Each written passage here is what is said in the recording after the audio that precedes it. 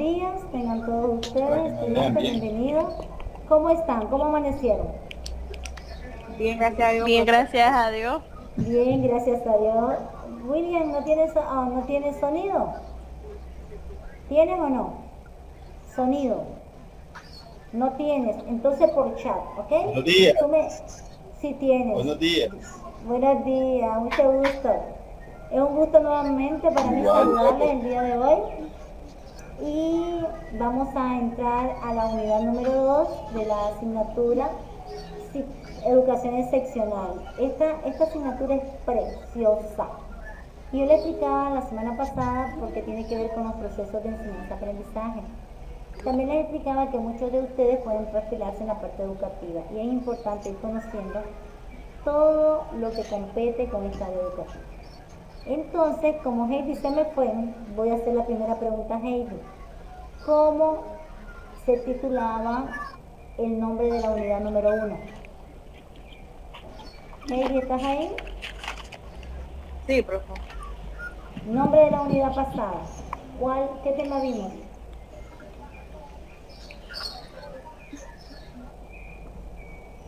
Heidi. William, ayúdenme ahí a Heidi.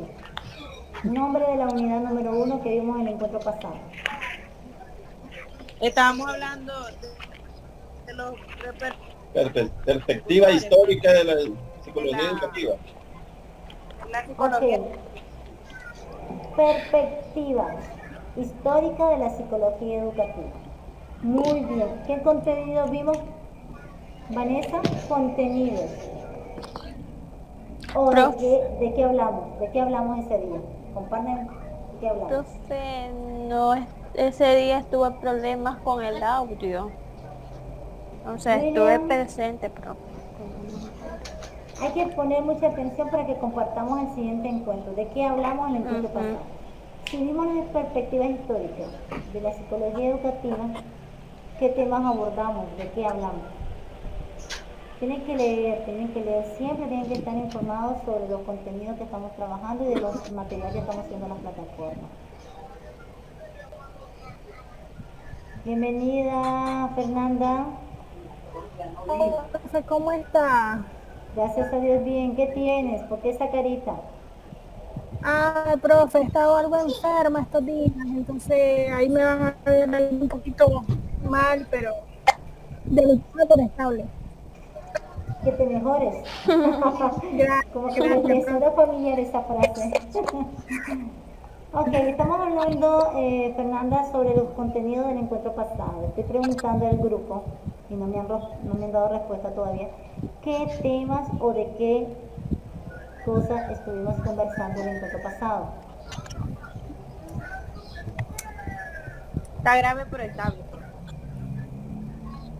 Híjole, esa pregunta iba para mí. Bueno, hasta donde recuerdo, estuvimos trabajando, más que todo conversando sobre la psicología educativa, sus antecedentes y Objeto de tomando un poco estudio. aspectos, objetos de estudio y algunos aspectos importantes también, como era la motivación dentro del aula, algunos precursores que estuvimos trabajando y cuál fue la importancia que ellos tuvieron en la psicología educativa. Así es, así mismo es. Es importante que ustedes estén repasando sobre los temas que vimos con anterioridad. ¿Por qué es importante? Porque eso va a permitir el afianzamiento de los aprendizajes de ustedes como estudiantes también. Explicaba que la psicología educativa tiene que ver con una gama de información con respecto a las enseñanzas y aprendizaje. Y la asignatura está basada en eso. A medida que uno va planificando y va orientando los trabajos, ustedes se van a ir dando cuenta que vamos a llegar al punto final de la elaboración de proyectos educativos. Vamos a hacer planes educativos, vamos a hacer estrategias educativas. ¿En base a qué? En base a problemáticas de educación. Existe una serie de problemáticas a nivel de educación. Entonces, en base a eso es que se va a trabajar. Muy bien. Entonces, vamos a iniciar dándole a conocer la unidad número 2. La unidad número 2 es teoría psicológica aplicada a la educación. Vamos a trabajar con las teorías psicológicas. El día de hoy vamos a trabajar con la psicología que tiene que ver con los problemas de aprendizaje en el área educativa. La educación excepcional tiene que ver con todos esos procesos de enseñanza-aprendizaje basada en diferentes teorías, pero también tenemos que considerar los diferentes problemas de orden psicológico y de orden de la educación. Dentro de las problemáticas educacionales hemos encontrado problemas de lenguaje, problemas de atención, problemas de concentración, de ideología, de cultura. Existen otra serie de dificultades que presentan los niños en el área de la educación, sobre todo las edades tempranas. Entonces nosotros vamos a detectar problemas de aprendizaje para darle salida a través de abordajes basados en la teoría psicológica. Vamos a abordar dos teorías psicológicas en esta segunda unidad, de las cuales nos vamos a dividir en dos partes. Vamos a trabajar la primera parte de lo que es la teoría conductista, y en la otra parte, el otro encuentro, vamos a trabajar con la psicología cognitiva. En esta psicología conductual vamos a trabajar a Skinner y a Pavlov. Ustedes han oído mencionar ya de ellos y se habrán dado cuenta que ambos experimentaron con animales, en este caso con perros, con palomas. Por eso es que la plataforma de esta segunda unidad está decoradita así. Si ustedes ya entraron a la plataforma habrán visto que hay una caja con ratones, que hay unos perritos ahí también, porque vamos a trabajar con los estímulos, con las respuestas que ofrece la teoría conductista. Igualmente vamos a trabajar, cuando estén ya en el campo de aplicación con los niños con los problemas de aprendizaje, van a trabajar estas teorías conductuales ya aplicadas en el área de la educación con los niños que necesiten o con los niños que ustedes van a escoger para trabajar con ellos. Antes de iniciar y entrar en materia, vamos a ver un video de la cual necesito que ustedes tengan mucha atención para poderlo compartir. Vamos a ver si puedo entrar al video. Vamos a ver si lo tengo por acá. ¿Cómo están? ¿Ya la otra chica pudieron entrar? Ya. Ah, ok. Es importante que me avisen cuando no puedan entrar para ver qué dificultades están teniendo. Heidi, ¿estás aquí? Vanessa. Coralia. Priyanka puede entrar. Ah, ok. Está entrando Priyanka. ¿Quién me falta, chicos? Araceli. Araceli. ¿No saben qué pasó con Araceli? Priyanka, bienvenida. Buenos días. ¿Qué tal? ¿Cómo está? Buenos días, profe. Hoy vamos a ver la segunda unidad. ¿Perdón? Tuvimos un problema técnico. Problemas técnicos, eso siempre van a estar ahí. Excelente, me falta Araceli. ¿Dónde está Araceli? Ok, vamos a... necesito que... Heidi, avísame si puedes ver el video, corazón. Voy para allá con el video.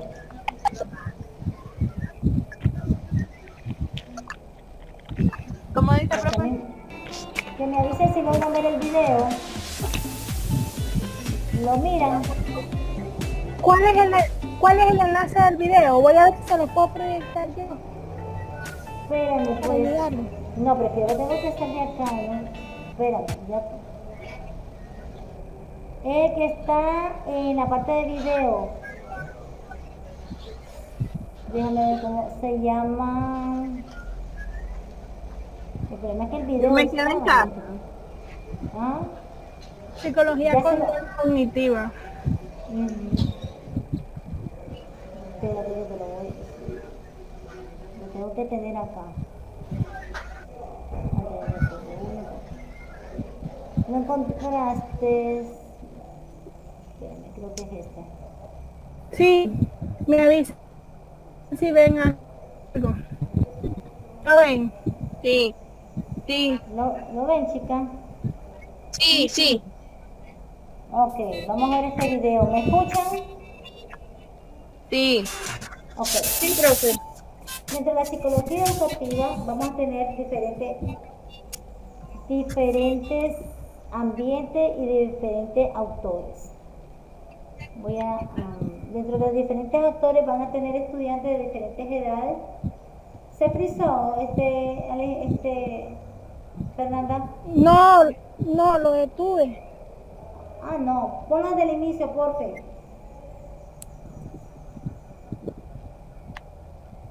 Gracias. Les decía Que que esa música me da ganas de bailar. la psicología educativa, imagínate, tengo que trabajar con la esfera ahora de técnica. Tiene diferentes autores, alto ahí. Tiene diferentes autores. Dentro de estos diferentes autores tenemos a niños de diferentes edades. La psicología educativa es una rama de la psicología que tiene como método de estudio el aprendizaje humano dentro de los contextos educativos, y es una forma de educar también y desarrollar las habilidades y competencias que pueden tener los estudiantes. Si ustedes se fijan en el video, los ambientes son de educación, de preescolar, porque es ahí donde está el andamiaje, se dan las primeras estimulaciones dentro de la educación. Es importante la solución de problemas dentro del contexto educativo. Los niños van a presentar dificultades a medida que van a ir desarrollando todo lo que es el proceso de enseñanza y aprendizaje. Ya habíamos visto anteriormente que el objetivo de esto es poder potenciar y desarrollar dentro de las características que tengan cada individuo el aprendizaje. Nosotros nunca vamos a dejar de aprender. Y como psicólogo educativo nos toca elaborar programas, adecuar, nos toca hacer estrategias de aprendizaje de acuerdo a la necesidad o de acuerdo a la problemática que tenga el estudiante dentro del aula de clase. Tenemos varios tipos de aprendizaje. El aprendizaje cognitivo, que viene y trae a relación todos esos conocimientos y habilidades que van adquiriendo el niño en la aula de clase. Las situaciones que van enfrentando, las dificultades que van encontrándose, y se va a ir potenciando las habilidades y capacidades de cada uno de ellos de acuerdo a su personalidad. Dentro de la perspectiva conductista, que es la que vamos a ver hoy, teoría conductista, vamos a tener la aplicación del análisis de la conducta y un conjunto de técnicas que podemos trabajar en base a los entornos educativos. Hay varias perspectivas que vamos a ir viendo poco a poco. Está la cognitiva, la estructuralista, la conductista, y en este caso vamos a tomar en consideración el comportamiento, el aprendizaje, el conocimiento, cómo el niño va aprendiendo en la aula, la inteligencia que va desarrollando, y dentro de esta vamos a ir conociendo cuál es la función que van a tener tanto el maestro, tanto la familia, niños y psicólogos. Yo les explicaba la vez pasada que es un equipo interdisciplinario que se tiene que abordar en la organización de los procesos educativos. Es importante el cómo la maestra está enseñando, está transmitiendo esa información. Es importante cómo el niño va adquiriendo esa información. Mientras el educando esté en una aula de clase, llámese guardería, llámese preescolar, llámese universidad, siempre tiene que haber estrategias y contenidos de aprendizaje. Van a haber niños y tenemos que tener una observación muy exhaustiva para observar en el niño y en la maestra cómo se están dando estos procesos. Muchas veces la conducta de los niños viene desde casa porque en casa hay mucho permisivismo. Decía Fernanda la vez pasada, no podemos caer en maternalismo, pero muchas veces hacemos papel de mamá. Regresame esa última imagen, Fer, porfa. Hacemos papel de mamá porque hay carencias afectivas, un poquito más atrás. Hay carencia afectiva en los hogares. Y cuando el niño llega al aula de clase, ve la figura, y la primera figura que él encuentra es el de la... Quédate ahí. Es la de la maestra. Bienvenida, Ara. Y si la figura que él encuentra es la figura de una mujer, él relaciona la figura de la mamá con la figura de la maestra, y muchas veces la conducta que le hace a la mamá es la conducta que quiere ir a hacerle a la maestra. Es ahí donde nosotros tenemos que trabajar las estrategias, las disciplinas, las normas que se va a establecer en el aula de clase, o que se puede establecer la maestra en el aula de clase. Es la orientación que le vamos a dar a la maestra y la orientación que se le debe dar al padre de familia. ¿Por qué? A como la maestra va a trabajar en las aulas de clase, también se va a trabajar en la casa. muchas veces la conducta es repetitiva, pero si en el aula el niño logra mejorar esa conducta, pero en la casa no, entonces se le bota el trabajo a la maestra, se pierde el trabajo de la maestra. Ustedes ven, en esta imagen que están viendo en el video, el niño no está tomando bien el lápiz. El niño no está escribiendo bien. El niño tiene una cara de susto, una cara de estrés, está estresado, porque sabe que no lo está haciendo bien.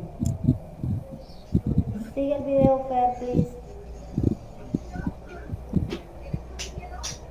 Alto ahí. Si ustedes se fijan en Mafalda tiene la mano izquierda apoyada en el papel para sostenerlo, para hacer que su escritura sea más sólida a la hora de que el papel no se le esté moviendo.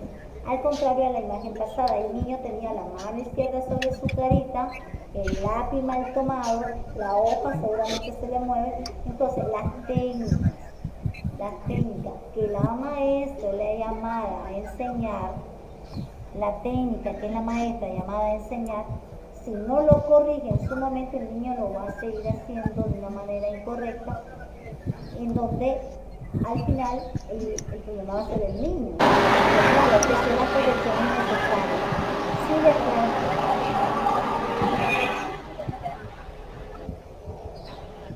entonces la cara de Mafalda, alto ahí, la cara de Mafalda es una cara de alegría, porque sabe que lo está haciendo bien.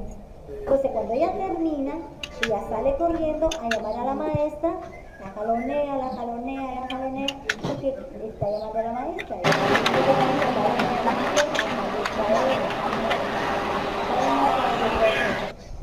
Resulta que el otro niño está frustrado, está congelado en su silla, pero Mafalda, como ya terminó, quiere que inmediatamente le vaya a corregir y de una manera inadecuada empieza a llamar la atención de la maestra para que ella le ponga la atención. ¿Sí?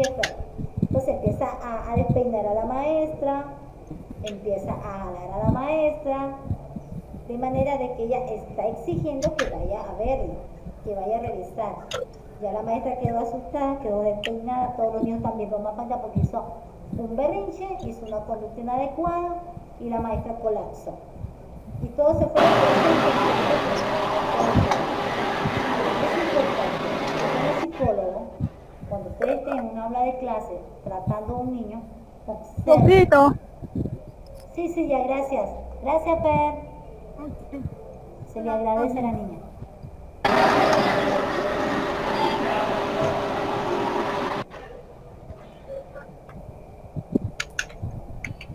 Y yo me quedé ahí. Muy bien, déjeme ponerme a mí. Es importante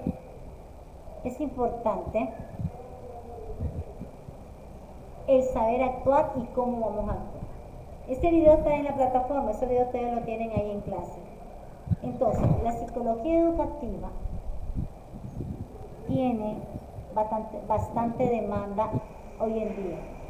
¿Por qué? Porque el número de problemas de aprendizaje van a ir saliendo, pero ustedes tienen que detectar realmente cuál es el punto.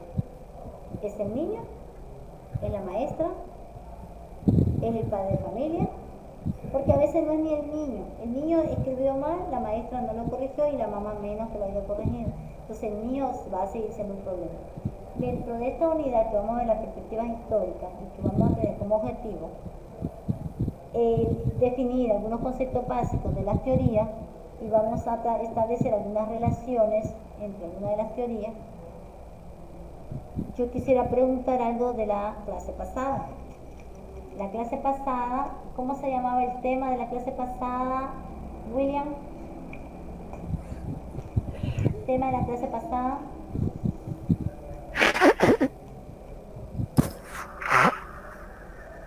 William, no lo escucho. El micrófono lo tiene apagado, enciéndalo. Encienda su micrófono. El micrófono lo tiene apagado, enciende el micrófono. Ok, lo escucho. Perspectiva histórica de la psicología. Excelente. Fernanda, ¿cuáles eran los temas? ¿Qué vimos? ¿Qué contenido vimos?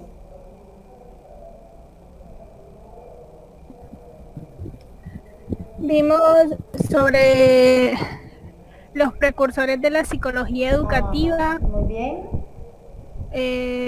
los antecedentes históricos muy bien. de ¿Vimos los objetivos de la psicología educativa?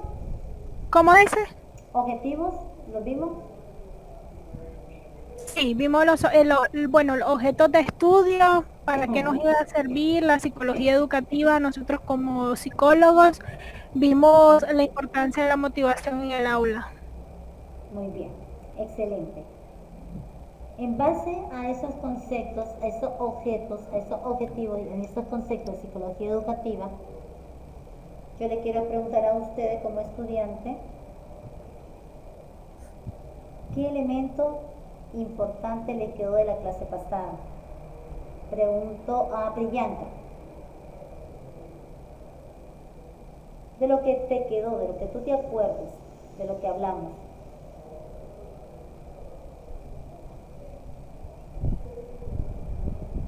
Que hay que aprender a observar ¿Correcto? Muy bien. el ambiente donde está el niño, que sea escuela, principalmente en la escuela o en su hogar, analizar.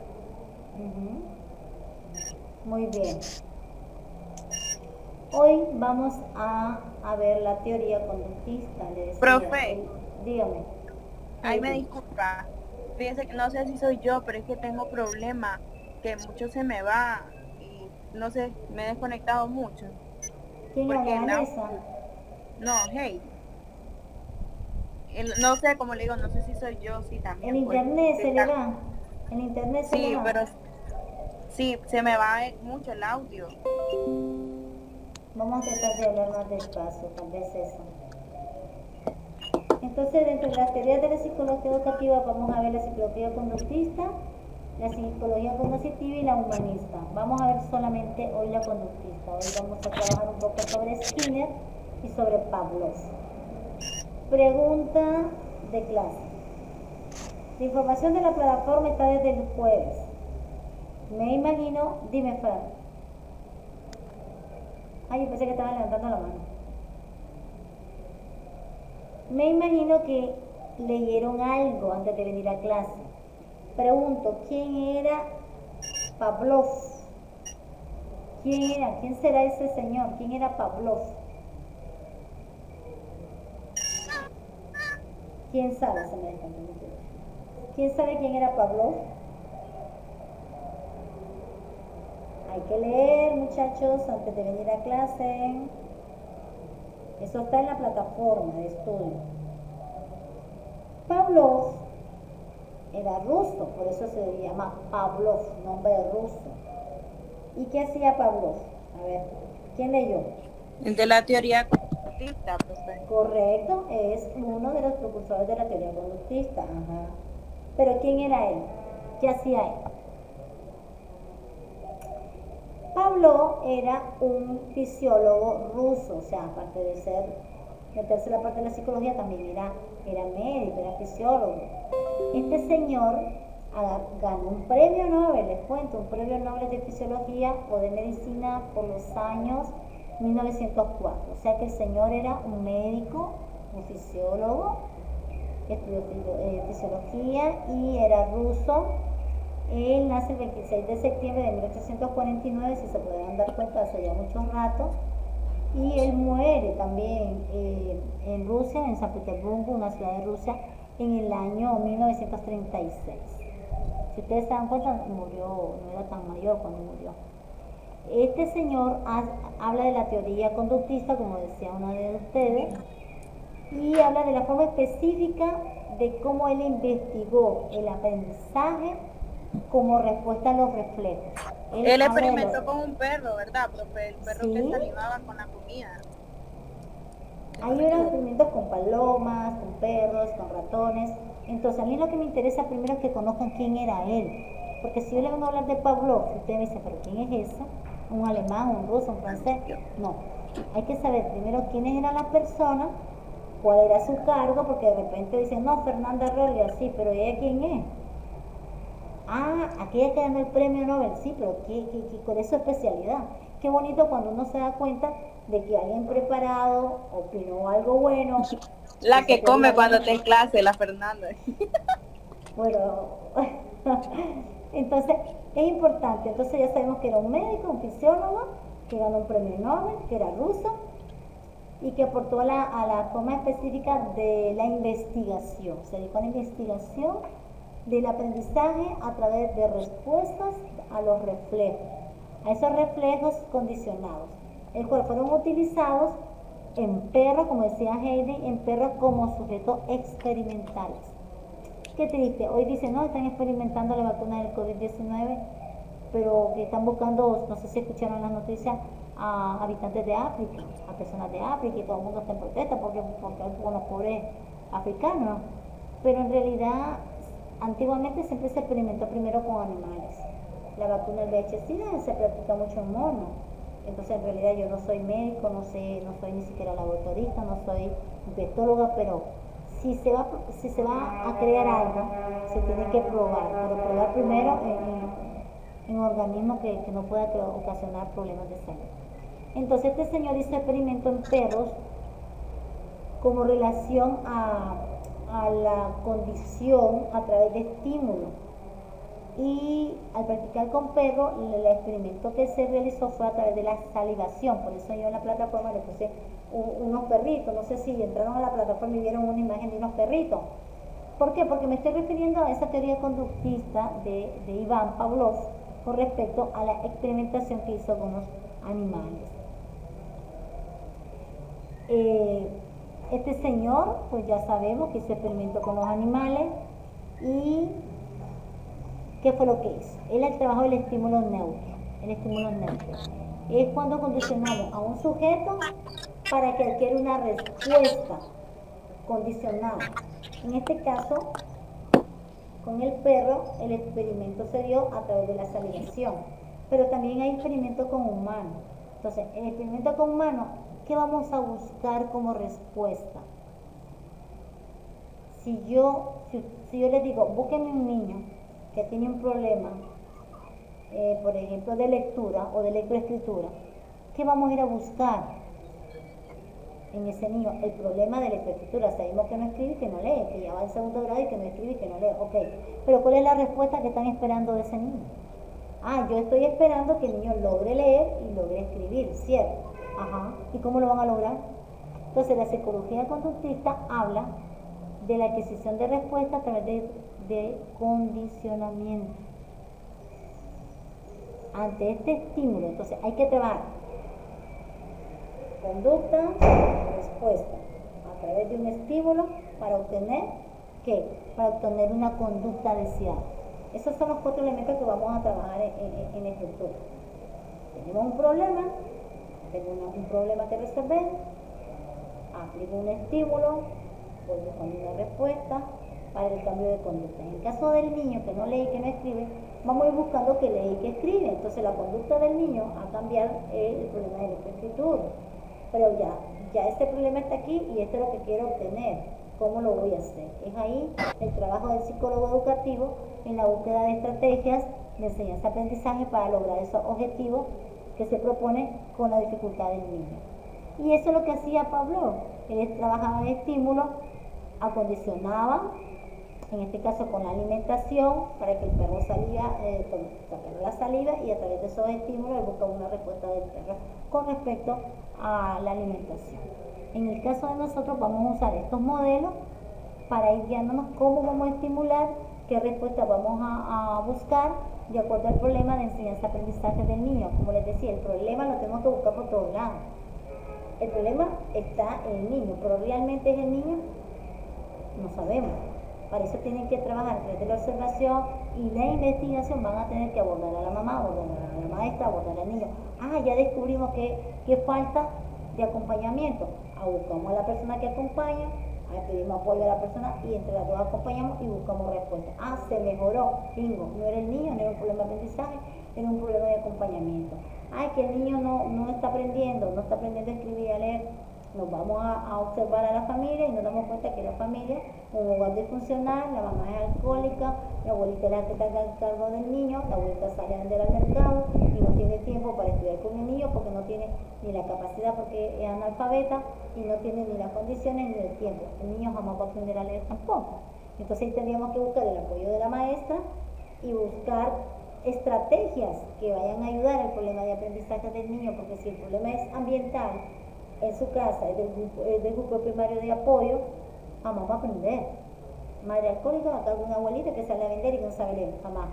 Entonces, esos son los elementos importantes que usted tiene que considerar a la hora de ir a trabajar con un niño, con un estudiante.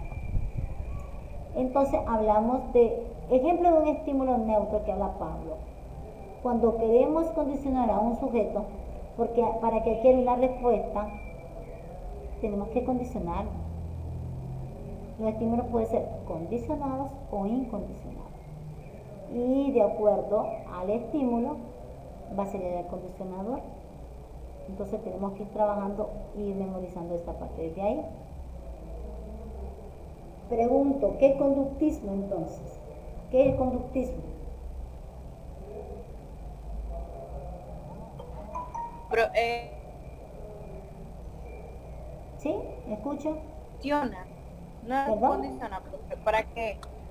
En sí, el conductismo es una teoría. El que Tienes condiciona, le da Ok, Heidi, sí, está bien, pero te me estás yendo a la base. Quiero que te vayas desde arriba, de arriba hacia abajo, o de abajo hacia arriba, como quieras llamar. Hay que partir desde el punto. Si estamos hablando del conductismo, estamos hablando de qué? De una teoría, ¿verdad? Podría Una teoría. ser una respuesta a un estímulo. Es decir, cuando nosotros no, bueno, o podríamos aplicar, cuando nosotros tenemos a alguien, tal vez a una persona en sí que hace algo contra nosotros tenemos una reacción ante esa situación, entonces podría basarse de esa manera una respuesta. Y por ejemplo, cuando nosotros tenemos hambre, nuestra acción inmediata podría ser buscar qué comer, esa podría ser una incondicional o involuntaria en este caso, como es una tentación, no sé, digo. Ok, esa es una pregunta excelente para examen, fíjense, porque se me perdieron. Lo que ustedes están diciendo está bien, pero no responde a la pregunta que yo hice. O sea, yo sé que ustedes ya están adquiriendo el conocimiento de la clase, pero no me están analizando la pregunta. Yo pregunté qué es conductismo.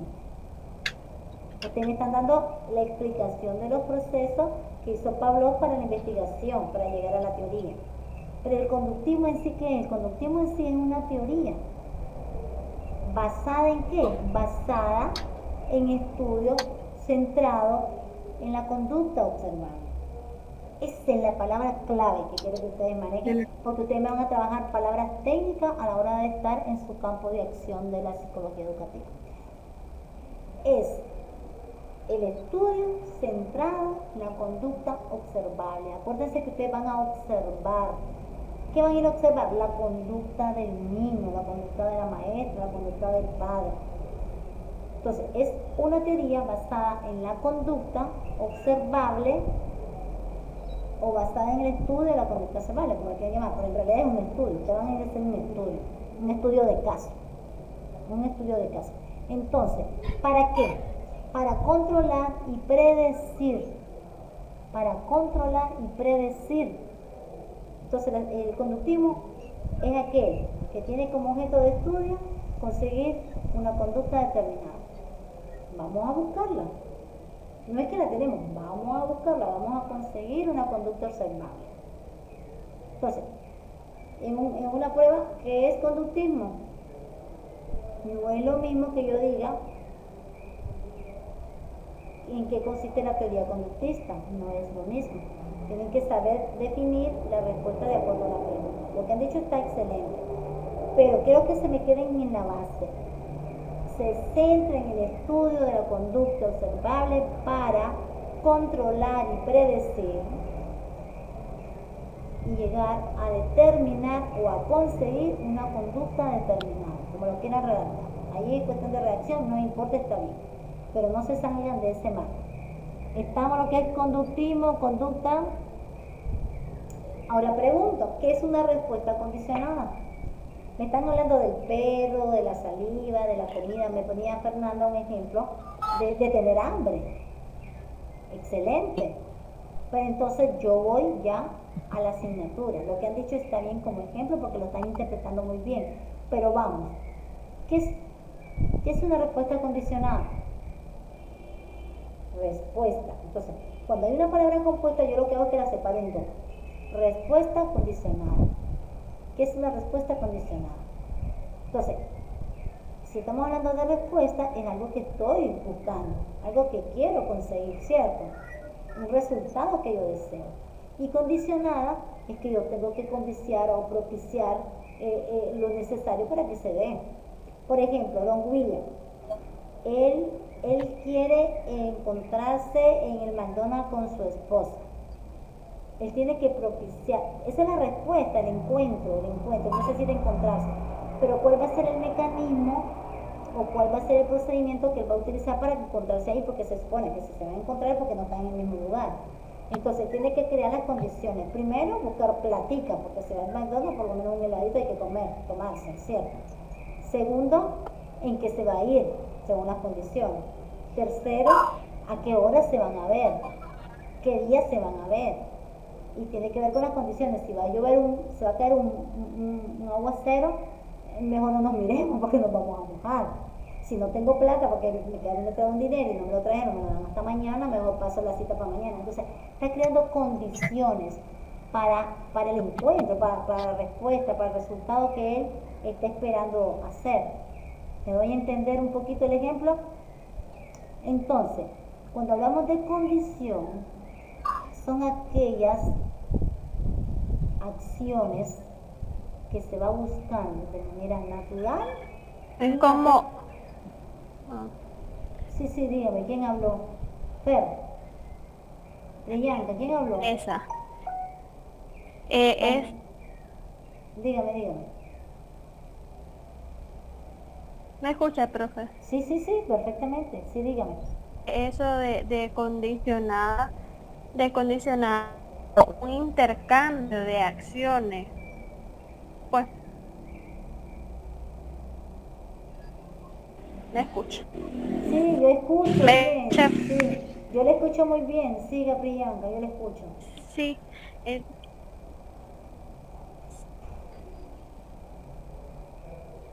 Esa.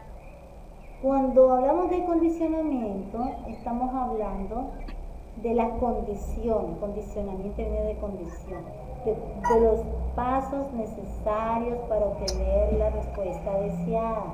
No es que no existe una respuesta, sí puede haber una respuesta, pero no es la deseada, no es la que queremos. En el caso de la psicología educativa o psicología excepcional, que es maravilloso el término, se está esperando una respuesta de un niño cuando tiene un problema en el proceso de enseñanza-aprendizaje. Al tener esa dificultad, llámese lectoescritura, por ejemplo, nosotros vamos a propiciar un condicionamiento para obtener que este niño logre leer y escribir, que es la respuesta que buscamos, es la respuesta que deseamos. Entonces, dentro de esa respuesta que deseamos, es ahí donde se pone el condicionamiento y por eso le llamamos respuesta condicionada, porque no está dada por voluntad, sino que se está dando bajo un condicionamiento, bajo un proceso de acondicionamiento que requiere que el sujeto aprenda a responder por sí mismo, para que el sujeto aprenda a dar respuesta por sí mismo, que el niño pueda dar respuesta por sí mismo más adelante a través de la experiencia previa que él ya tuvo en ese proceso. Me explico. El niño tiene problemas de lectura. Vino Fernanda como maestra Dijo, voy a dar como estrategia 1 hora de reforzamiento diario. Eso es algo que le nació a ella como vocación docente. Y le dijo, mamá, déjemelo a la salida de 1 horita.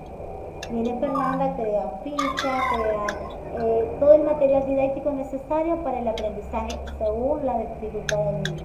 Viene Fernanda, se sentó, está creando condiciones. ¿Para qué? Para que el niño logre aprender. Y cuando el niño logre aprender, él ya va a poder estar en su casa, él solo, buscando libros, cuentos, figuras de lectura, que le va a ir desarrollando el aprendizaje. Pero esto se trata de que aprenda a dar respuesta partiendo de la experiencia que él va a tener con el psicólogo, con la maestra, con los involucrados en ese proceso. ¿Me voy a entender? Vengo y sigo. ¿Qué es una conducta que responde a una condición? ¿Qué es? ¿Cómo lo ven? Estoy hablando de una conducta que está dando respuesta a un acondicionamiento. Escuchen bien la pregunta. ¿Qué es una conducta que corresponde basado en un acondicionamiento? O sea, que no dio respuesta por sí solo, sino que tuvo que hacer el proceso según la teoría conductista para dar respuesta. ¿Qué es? ¿En qué consiste?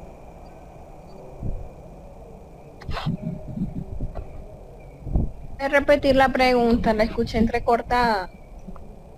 ¿Qué es una conducta dada por un acondicionamiento? Dicho de otra manera, ¿o cuál es la conducta que da respuesta a un acondicionamiento?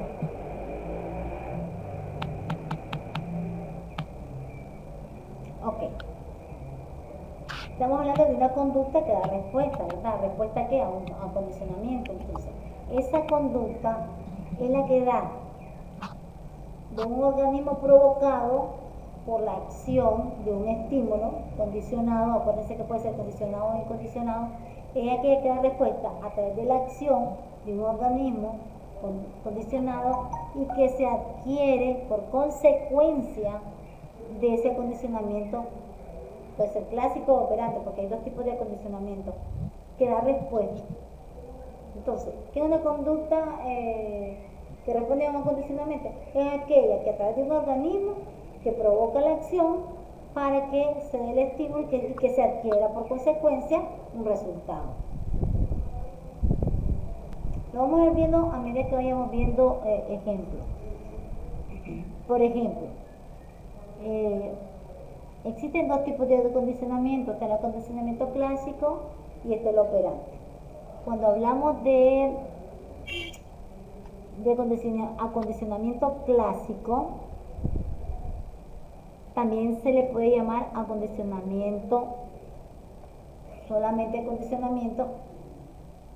Es aquel acondicionamiento que se le llama acondicionamiento pauliano, porque viene de Pavlov.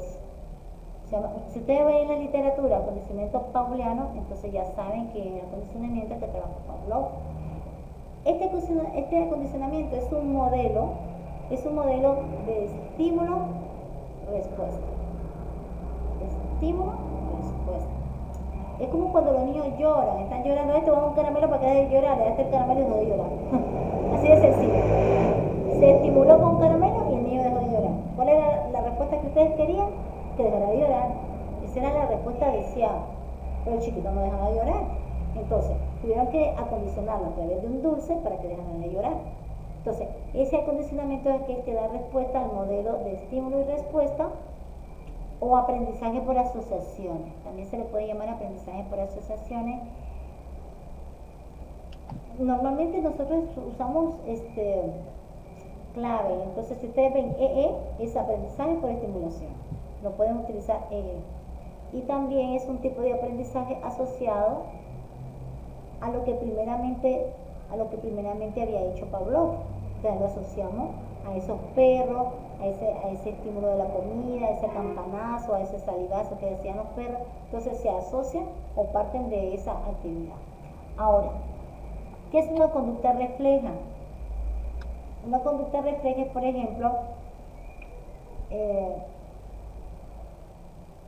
son aquellas que se dan a través de los estímulos kinestésicos. Usted sabe que los estímulos kinestésicos son los estímulos de los movimientos. Por ejemplo, eso es muy común. Ustedes van a un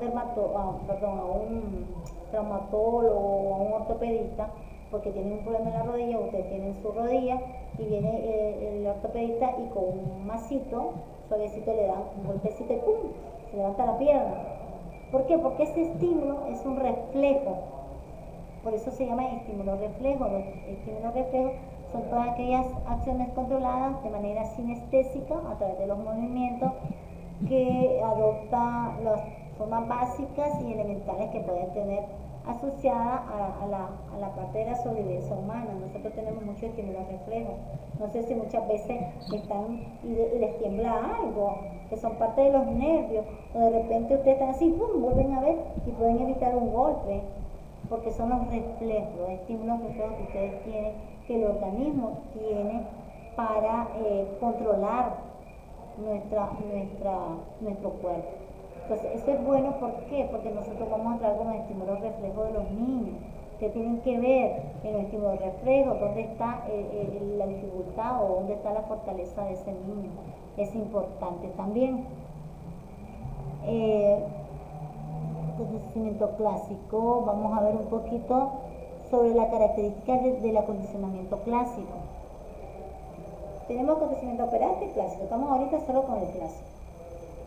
El condicionamiento clásico tiene varias características.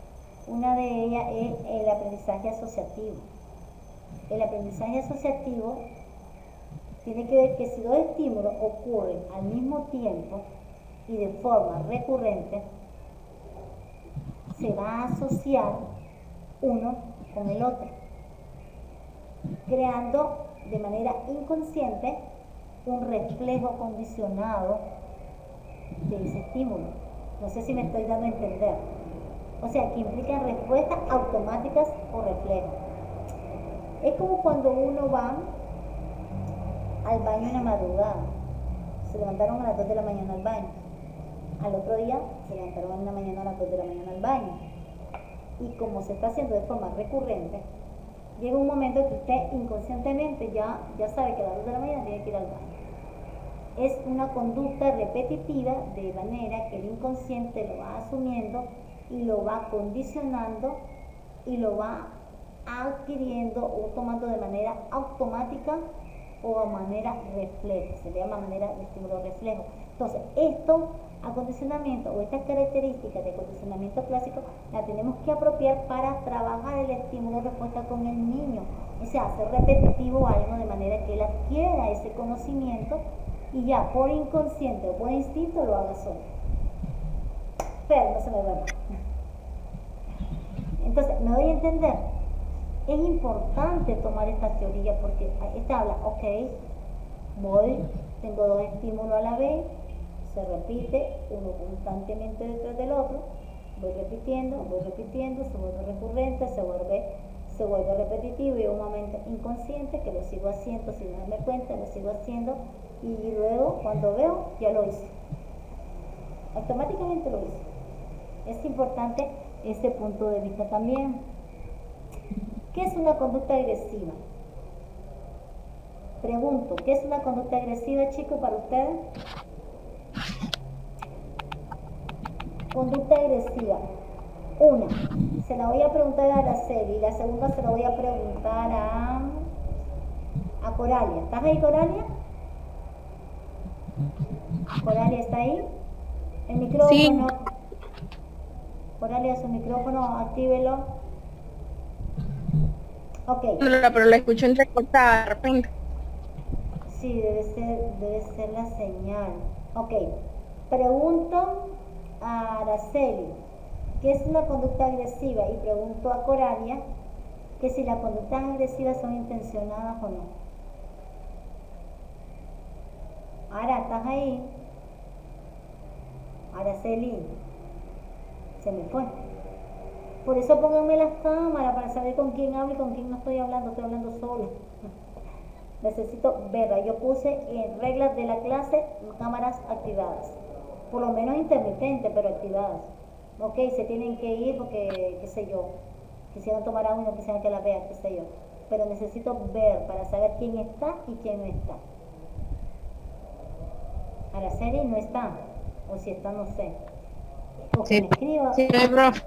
Ara, entonces la pregunta es, corazón, ¿qué es para usted una conducta agresiva? Estamos hablando de niños, acuérdate que ahorita estamos en un preescolar o un primer grado. Mucho, profe.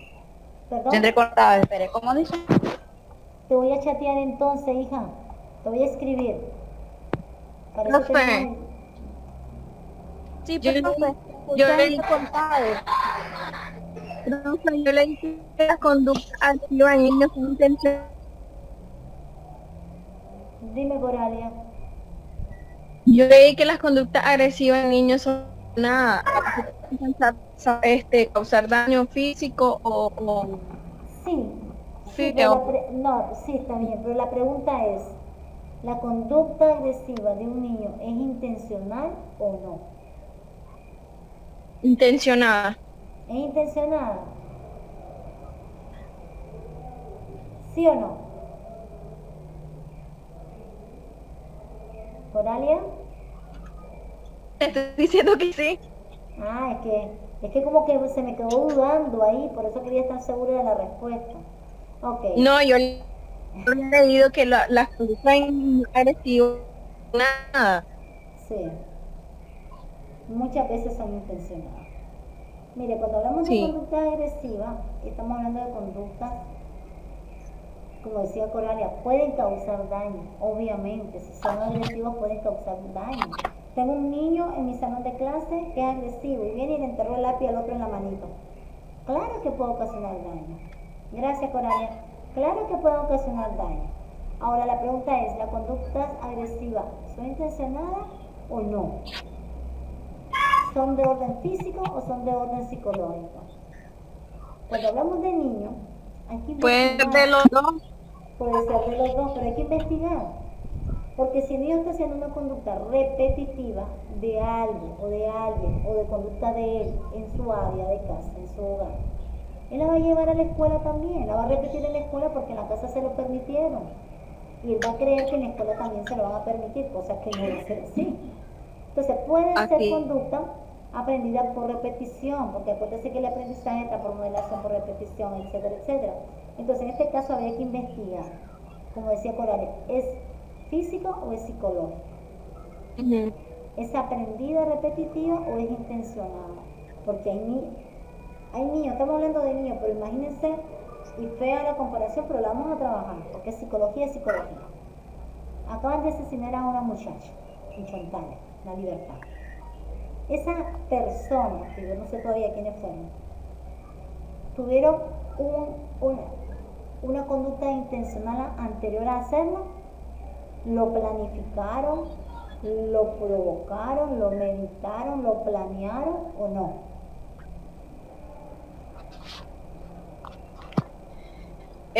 Lo pudieron haber y más efectos porque según leí lo estaban y tuvieron que Decirle eso. Sí, Coralia, le escucho. La estoy escuchando. hicieron de llegar al punto hasta matar. O sea que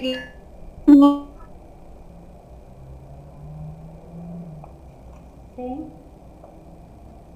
un momento donde llega con el asesinato. Es importante, el ejemplo, estamos hablando de conducta. Es verdad Sí. que estamos en conducta excepcional, pero en este caso estamos hablando de conducta. Una Hay que tener persona- algo que también Sí, estoy pasando asistencia. Sí, dígame.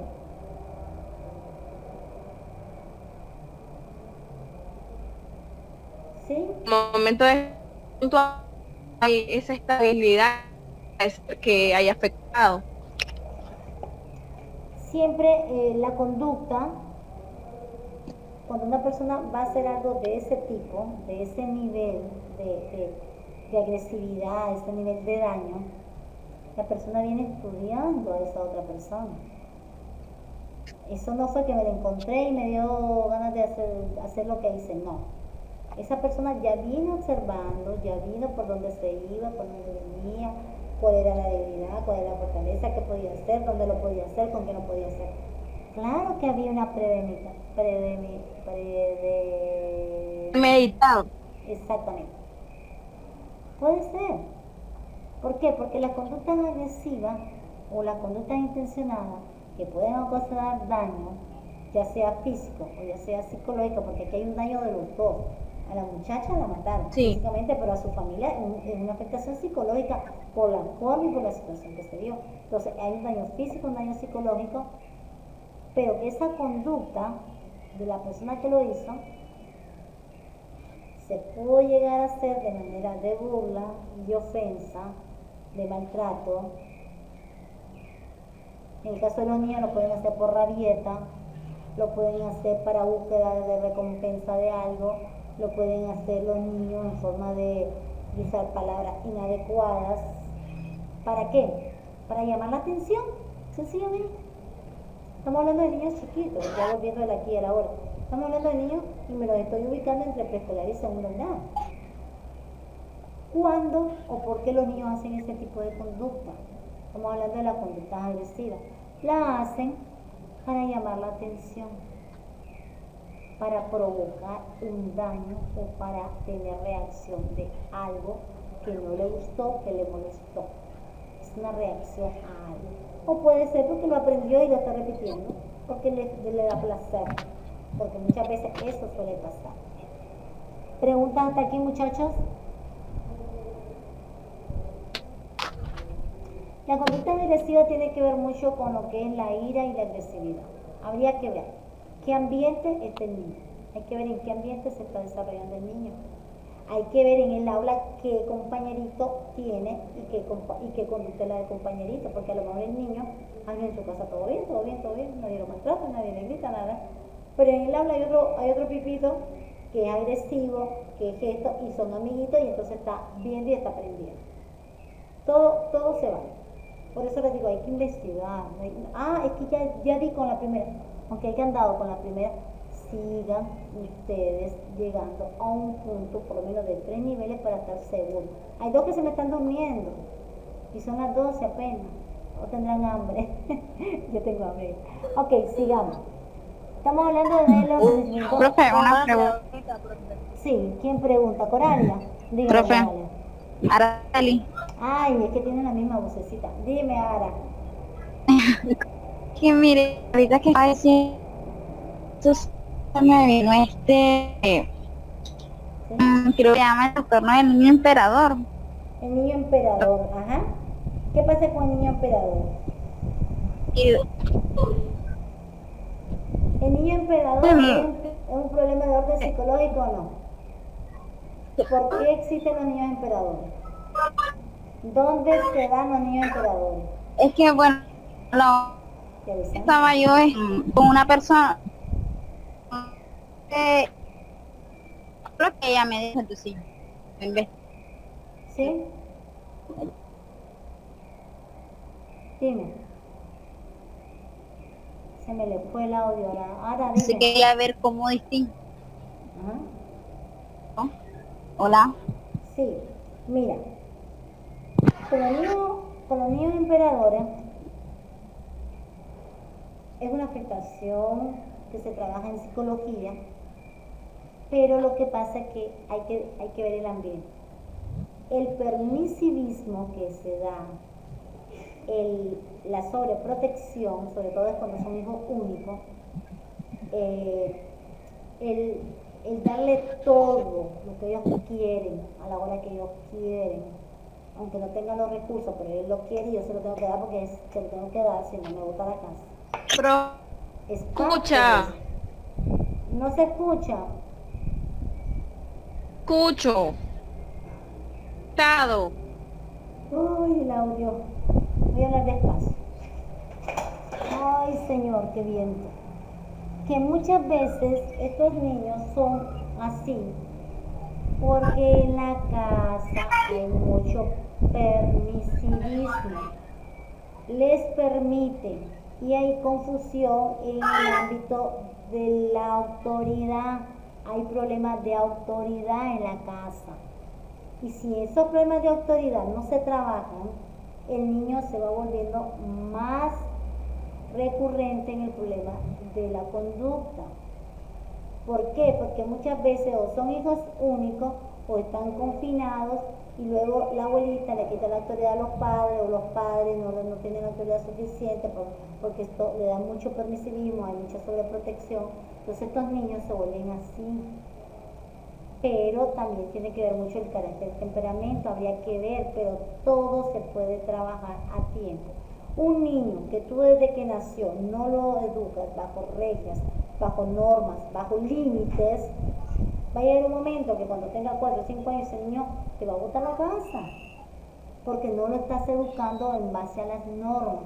Y en la sociedad todo está normado, todo está reglado. Entonces cuando ese niño llega a la etapa escolar, o a la etapa preescolar, o a la etapa inicial, ese niño va a llevar esa conducta que no fue corregida hacia los sistemas o los ambientes donde él se va a desenvolver, y es ahí donde va a encontrar el problema. Entonces ahí es donde vamos a empezar a trabajar con los adultos, que cuando estuvo de 1 año, 2 años no lo pudieron hacer. Es lo que yo les digo, hay muchos jóvenes que se vuelven antisociales porque no tuvieron la educación en el momento adecuado, de las partes adecuadas, de los lugares adecuados. No porque esos muchachos quisieron ser antisociales, no, simple y sencillamente se hicieron así. Y se hicieron porque no hubo un andamiaje, no hubo un acompañamiento, no hubo una base previa de formación en base a las normas. La ética es eso, van a un trabajo, vamos sobre las normas y ética. Vamos a una iglesia, a una escuela, a un supermercado. Nosotros no podemos andar como queremos, sin ley. Tiene que haber normas de educación.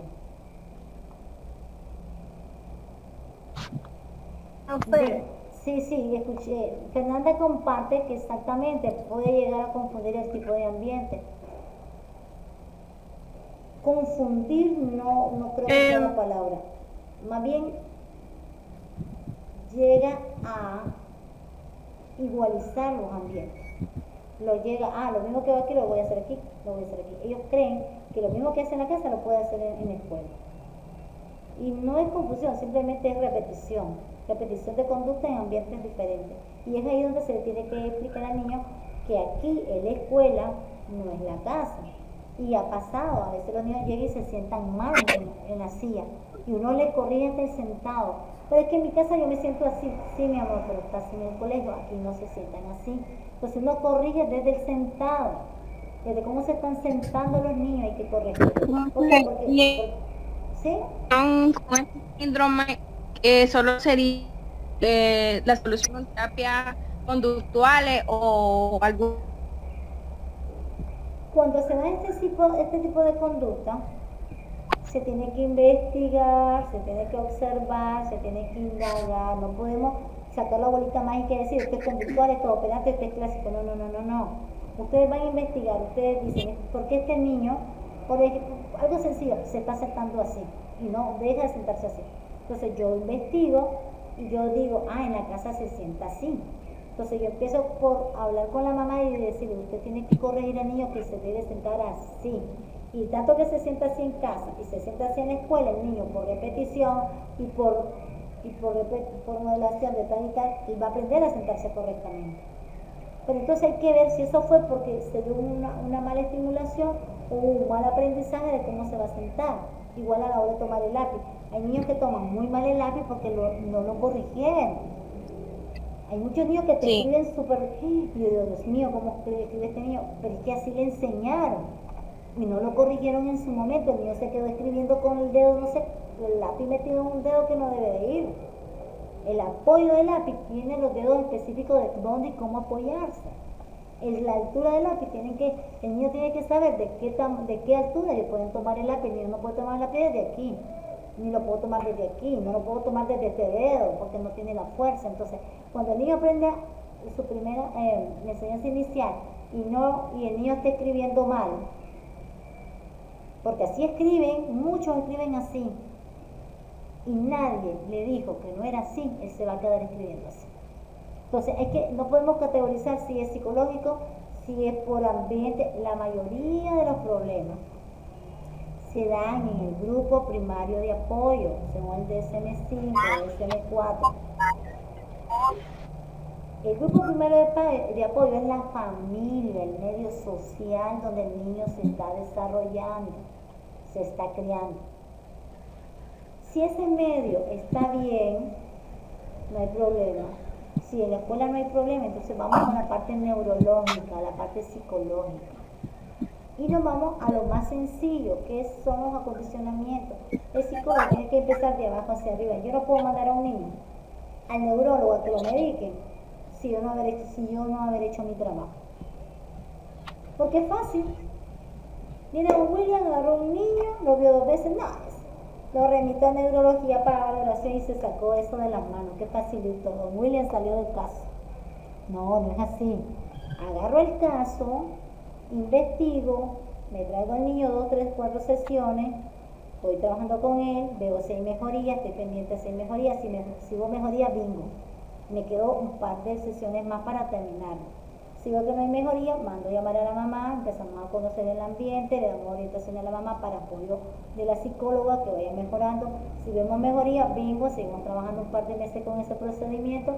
Si no hay, buscamos otra estrategia, seguimos trabajando en la dificultad. Si no vemos mejoría, cambiamos de estrategia. Ya después de haber agotado los recursos de orden psicológicos, conductuales, que no amerita más que la terapia conductual, y no mejora, venimos y le hacemos un test, las pruebas proyectivas, las pruebas psicológicas. Voy a aplicarle una prueba de este muchachito a ver si no tiene un problema de desarrollo, un problema de inteligencia, un problema, a ver qué tiene y qué test le voy a aplicar a este niño. Cuando yo le aplico el test y veo que me sale pegado, que la norma del test es de 80 y el niño tiene 40, inmediatamente lo remito al especialista correspondiente de la materia según el caso. No es que lo voy a mandar donde a mí me da la gana, no. Lo primero que yo remito es, cuando ya es de orden neurológico, es a su pediatra, para que el pediatra le haga la remisión, ya sea al neurólogo, ya sea al médico infantil, ya sea a logopeda, dependiendo de la afectación que tenga el niño.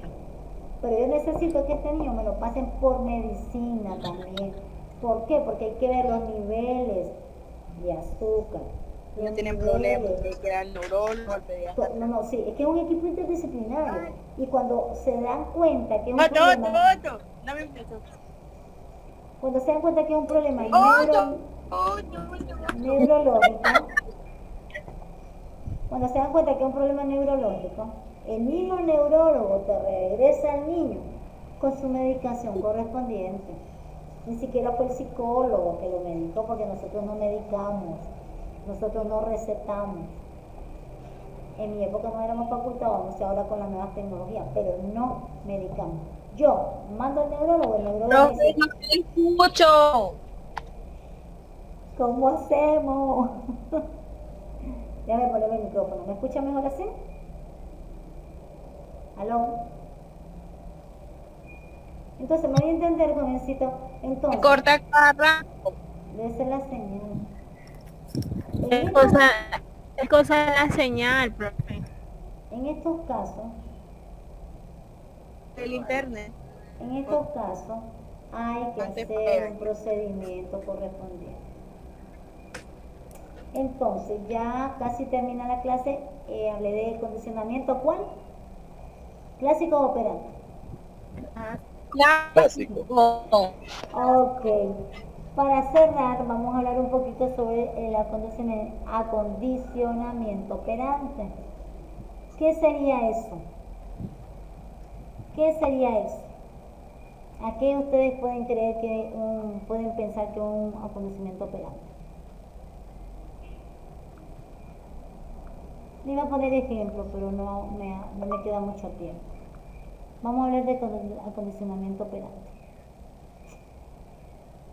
Tenemos el acondicionamiento clásico, el operante. El operante habla de una conducta como producto de un reforzamiento operante.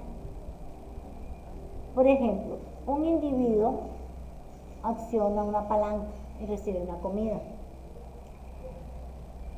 Ahí no hay reflejo, ahí no hay nada. Simplemente operó la palanca y recibió una comida. ¿Me voy a entender? No hubo reflejo, solamente hizo una acción. Entonces la conducta externa, en este caso, que tiene que ver con un efecto que tiene que ver con acciones del mundo exterior, no tiene que ver con acciones más internas, sino de más externas. Y en este sentido, la relación de esa conducta tiene un efecto de manera que aumenta la probabilidad de crear ese tipo de acondicionamientos más fáciles. El operante es de operar, de accionar, de hacer. El otro lleva un proceso más específico bajo estimulación. El operante es que tú le dices, vas a hacer esto y ya lo vas a hacer. Es más concreto, es más directo. Pero hay que ir enseñando. Sí. El condicionamiento operante, ¿Sí? esfuerzo y castigo. Viene siendo como cuando le llamamos los premios. Los premios. Viene el niño, sacó 10 de 10 y ok, te voy a dar un premio porque sacaste 10 de 10. Ahí no hubo nada más que el premio.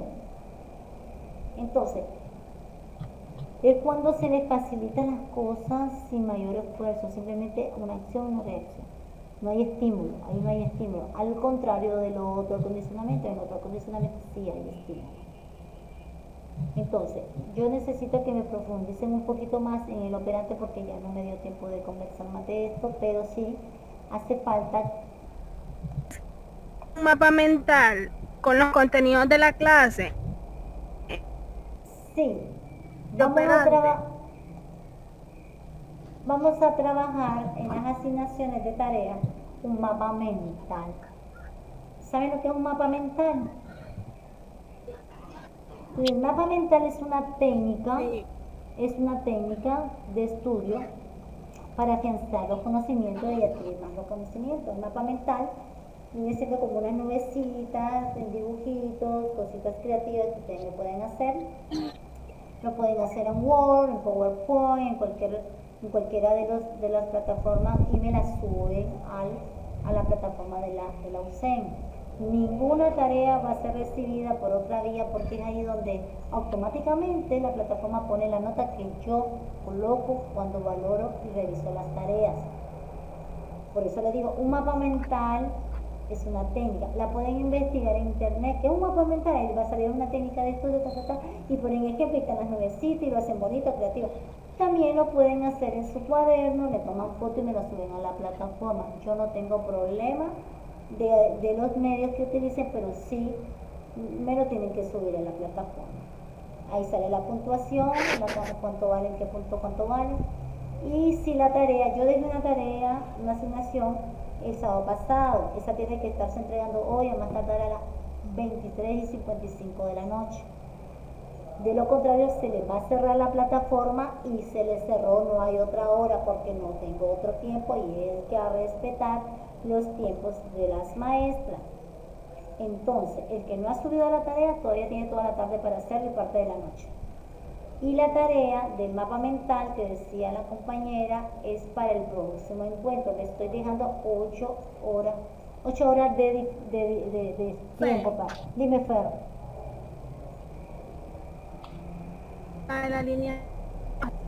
La línea de tiempo, la de la semana pasada tenemos hasta martes. Yo le puse hasta el martes. ¿Cuál martes? ¿De la semana que viene? Pues ya le voy a componer ahorita en la mi hora de almuerzo.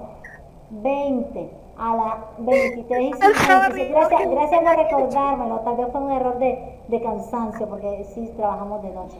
Gracias, Fernanda. Les repito, asignaciones de tarea cada 8 días por la plataforma en el horario establecido. Gracias, Fer. Preguntas, dudas. Si no hay dudas, no hay preguntas, pregunto yo. ¿Cuál fue el tema de la clase de hoy? Dígame, William.